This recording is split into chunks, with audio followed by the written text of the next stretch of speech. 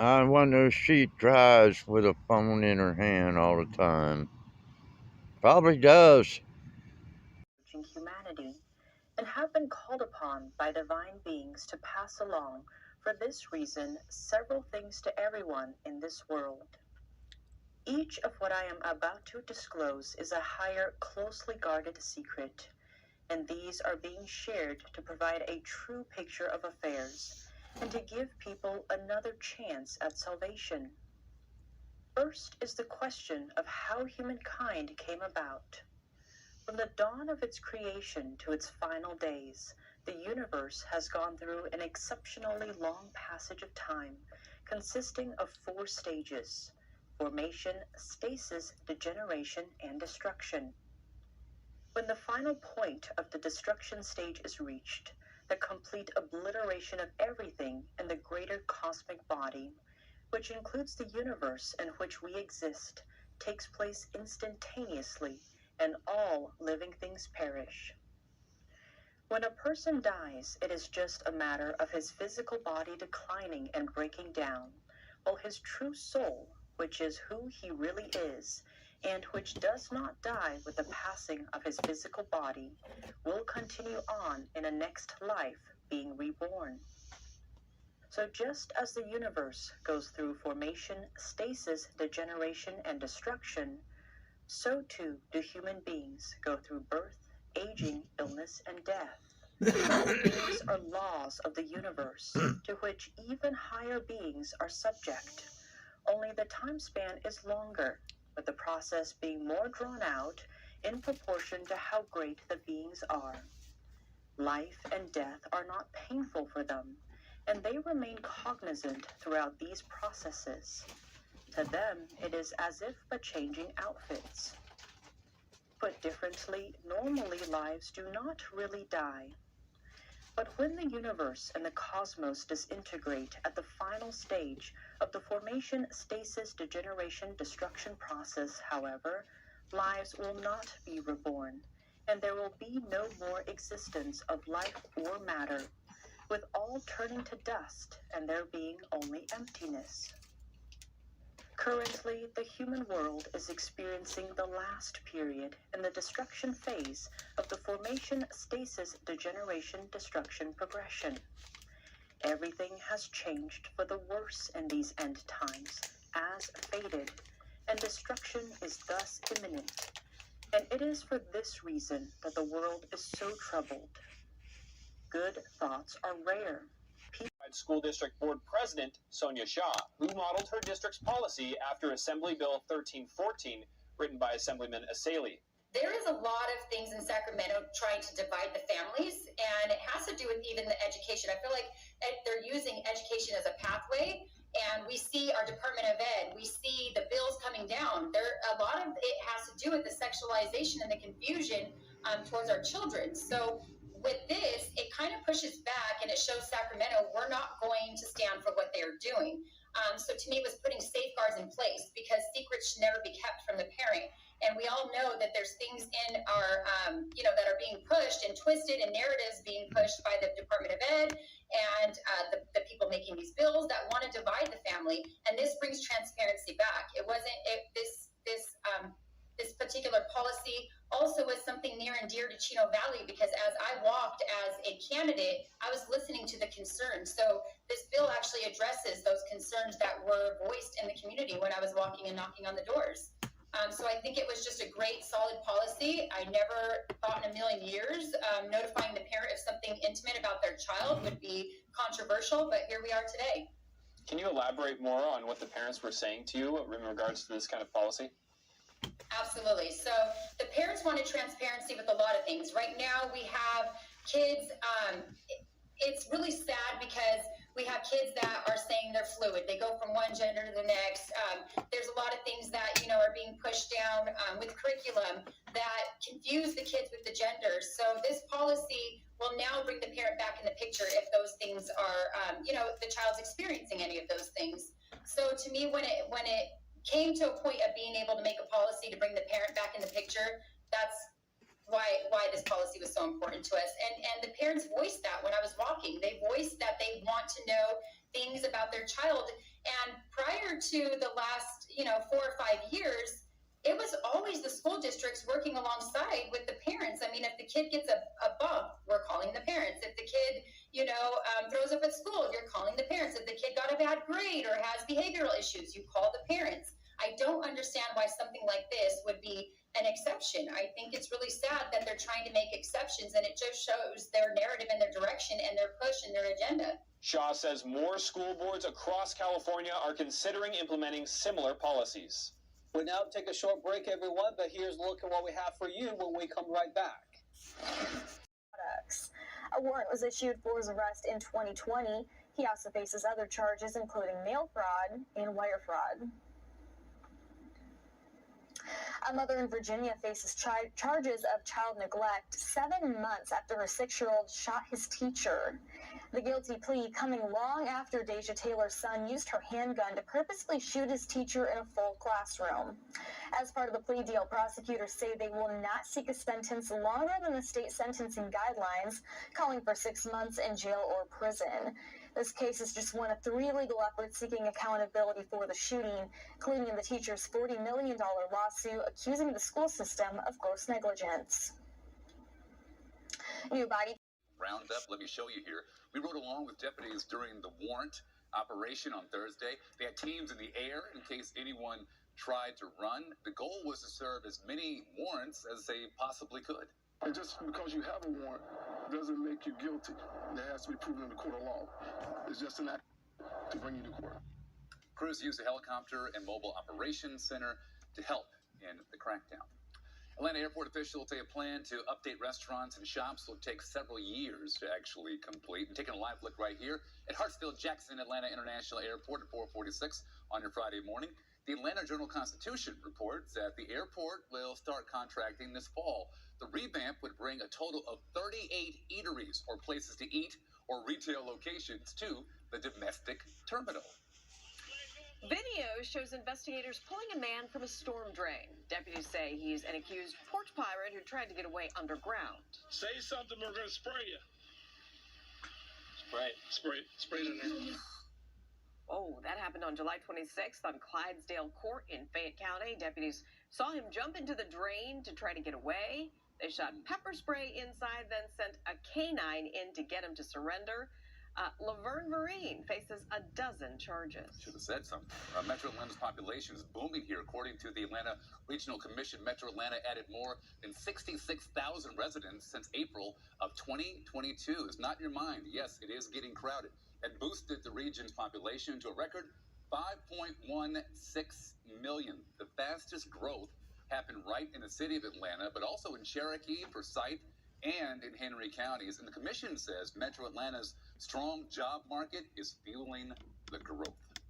Well, now to a consumer alert going on. Target recalled 2.2 million candles. Take a look right here, please. These threshold candles are exclusively at Target stores. The candle jar can crack or break while using cuts and burns. And the recall involves the glass jar, 5.5 ounce and 20 ounce 3-wick candles in multiple scents. You can return the candle for a refund. Oh. Yeah. A heads up for drivers this morning. There's a road closure in southwest Atlanta that could affect how you get around. Right now, Cascade Road between Kingsdale Drive and Willis Mill Road is temporarily closed for resurfacing. We went there Thursday, saw signs about the project. The road is closed until next Wednesday, August 16th. Happening now. Which were unfortunately unable to resist because the radicals of the New Left trained themselves in the streets with knives, guns, bombs, disguises, sticks, and batons. I mean, these were tough people. They had been trained for Marxist-Leninist revolution. And so they were able to really bowl over your genial, HR director who has a wife and kids and, some hobbies on the weekend. They were able to just brutalize the kind of weak and passive humanities professor that was occupying some third-rate department at a second-tier state school. So that guy is easily pushed aside. And so and then they hire their friends, and then they hire their friends' friends, and then it becomes an orthodoxy.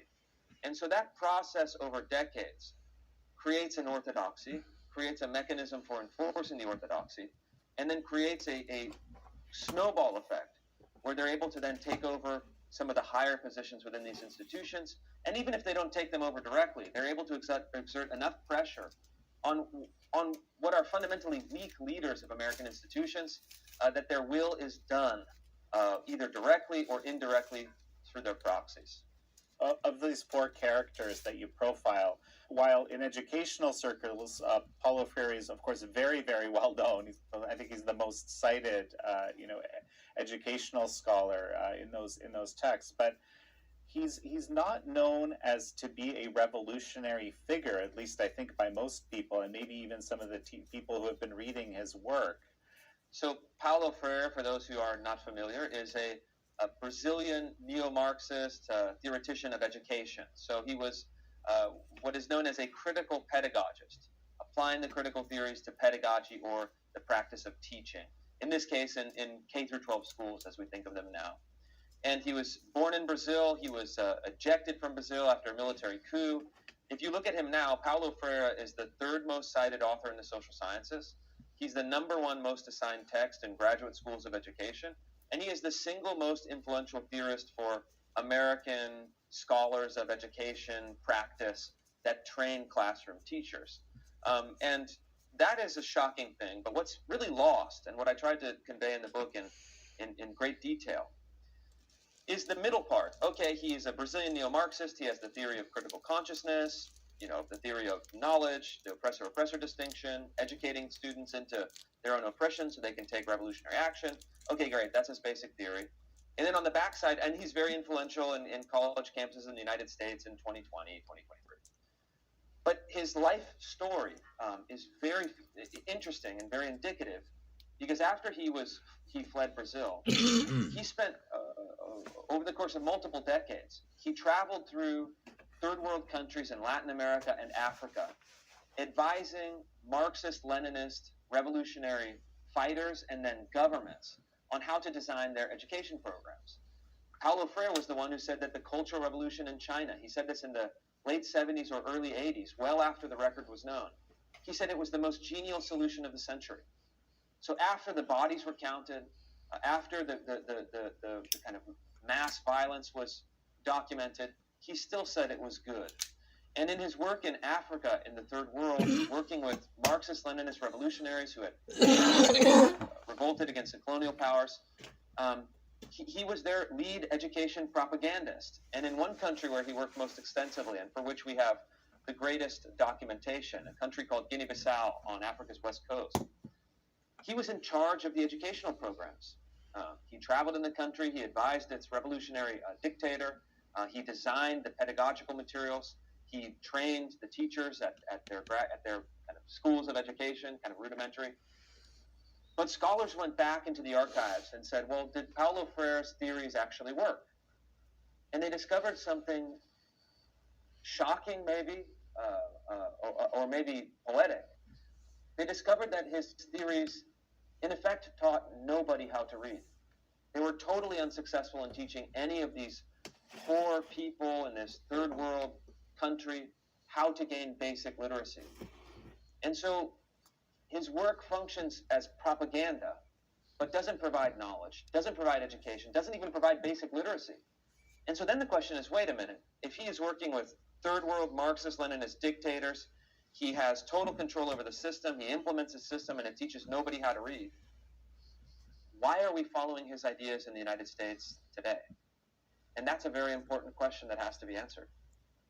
I mean, not only are we following them, I mean, that's kind of the bedrock of the educational system in a way, isn't it?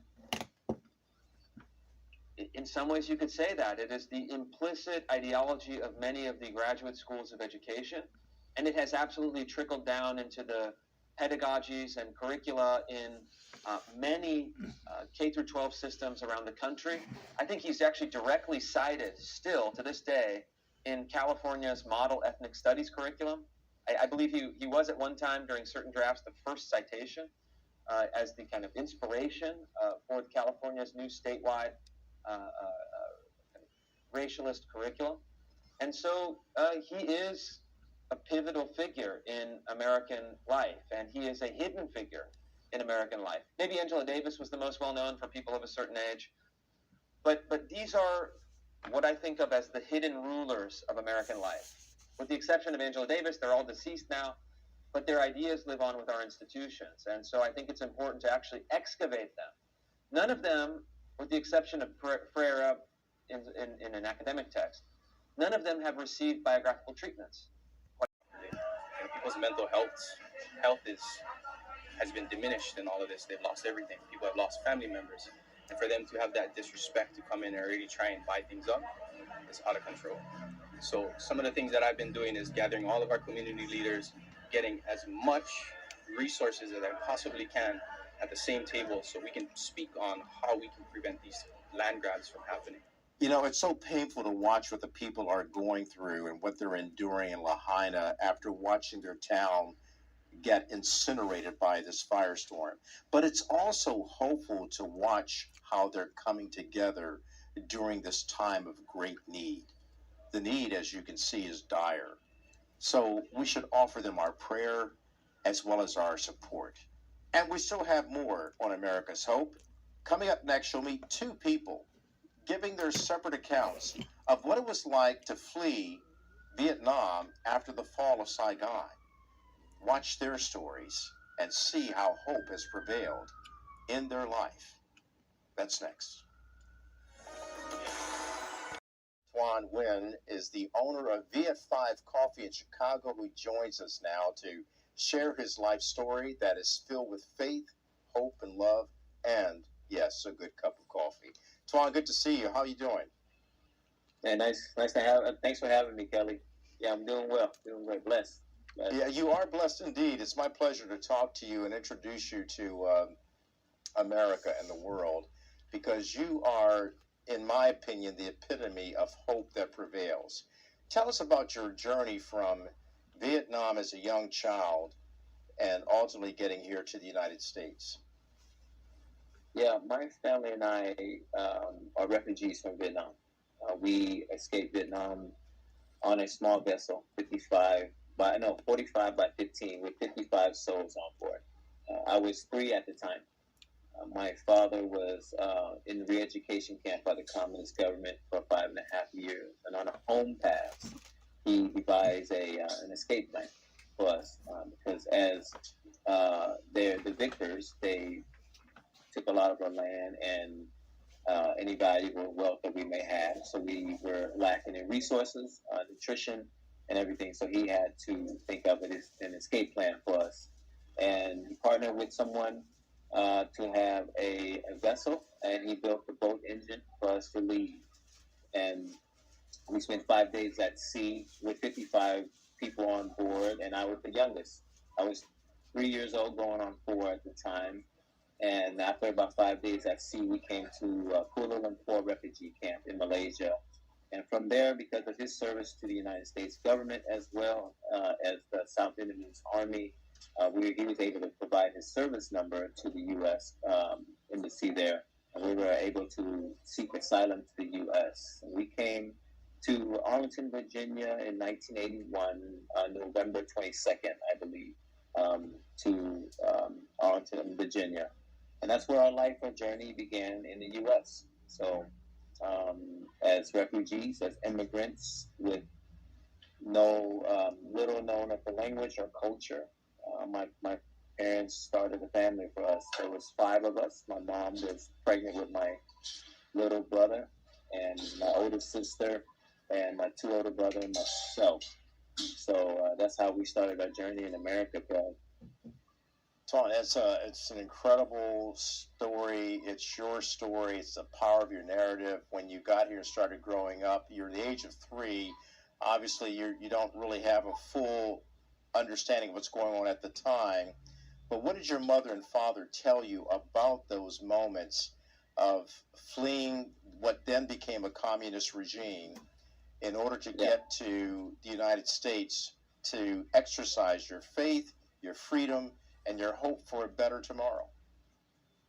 Yeah, my mom, she always brought us together and said that this is all we have. You know, we're all we have is each other.